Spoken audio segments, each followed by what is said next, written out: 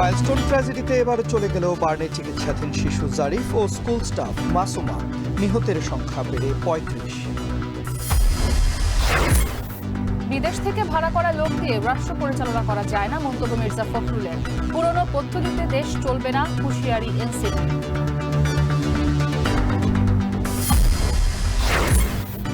আগামী নির্বাচনে অস্ত্রের চেয়েও ভয়াবহ হুমকি এআই, বললেন সিইসি। সংবিধান পরিবর্তন না হলে আগের পদ্ধতিতেই নির্বাচন।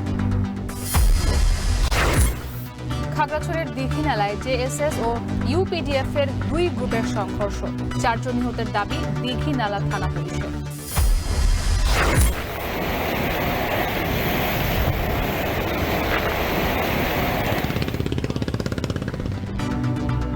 এবং বঙ্গোপসাগরে গভীর নিম্নচাপে উপকূলে বৈরী আবহাওয়া, অস্বাভাবিক জোয়ারে নিম্নাঞ্চল প্লাবিত, ঝুঁকিতে বেড়িবাঁধ।